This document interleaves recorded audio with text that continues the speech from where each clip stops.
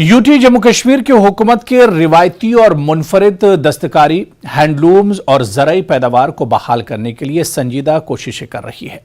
ऐसी मसनूआत की नकल को रोकने के लिए मुताल्लिका महकमों की जानिब से जीआई टैगिंग का अमल जारी है। ऐसी ही एक हालिया कोशिश में चक्री लकड़ी का दस्तकारी और मशहूर मुश्क बोदजी चावल को जीआई टैग मिला है। देखिए आप न्यूज़ 18 की खास रिपोर्ट और मुझे दीजिए इजाजत। नमस्कार।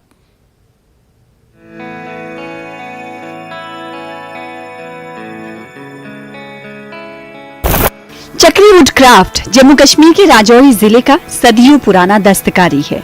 चक्री की लकड़ी चक्री के दरख्त से हासिल की जाती है, जो कि राजौरी जिले के कुछ इलाकों में पाए जाने वाले अखरोट के दरख्तों की एक किस्म है। ये लकड़ी तराशने और पॉलिश करने के लिए मौजू है, इसलिए इसका इस्तेमाल मुख्तलिफ अशिया जैसे आराइशी अशिया, बर्तन और फर्नीचर बनाने में किया जाता है। चक्री वुड क्राफ्ट राजौरी जिले का रिवायती फन रहा है, ताहम अब ये फन ज़वाल पजीर है। इसके ज़वाल की वजह नौजवान नस्ल की इस हुनर से दूरी है, क्योंकि कोई भी आर्टिकल बनाने में काफी वक्त और मुशक्कत लगती है और यूं मार्केट में दस्तयाब लकड़ी की दूसरी अशिया के मुकाबले महंगा पड़ जाता है। ये जो total process more than 2 years भी लग सकती है कभी कभी हम लोगों का, क्योंकि वो जितने लोग उसको चैलेंज करेंगे, नहीं तो जाके उसका एस्टैब्लिश करने में ट्रूथ माने it should be what we call it single source of truth, माने ये जो फाइनलिटी है वर्ड, तो इसको एस्टैब्लिश करने के लिए काफ़ी टाइम लगता है।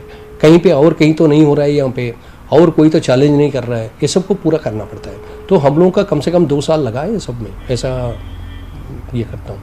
लेकिन अच्छा हो गया कि एक फाइनलिटी आ गया। अभी इस आर्ट वर्क को मुनाफा बख्श बनाने के लिए नाबार्ड ने इस मुनफरिद प्रोडक्ट के लिए जीआई टैग हासिल करने के लिए कोशिशें शुरू की हैं। नाबार्ड ने जनूबी कश्मीर के अनंतनाग जिले में उगाए जाने वाले चावल की खास किस्म मुश्क बदजी चावल के लिए जीआई टैग हासिल करने के लिए अपनी कोशिशें शुरू की हैं। मुश्क बदजी चावल, जो ज्यादातर अनंतनाग जिले के सागम इलाके में पैदा होते हैं, अपने खास जायके के लिए जाना जाता है। महकमे को इसे मुमकिन बनाने में 2 साल लग गए। इन मसनूआत की जीआई टैगिंग के बाद अगला मरहला फनकारों और प्रोड्यूसर्स के लिए खुसूसी कोड्स बनाना है। हुक्काम का कहना है कि इससे न सिर्फ इन मुनफरिद मसनूआत की नकल को रोका जाएगा, बल्कि इन मसनूआत की हकीकी कीमतों के ताउन में भी मदद मिलेगी।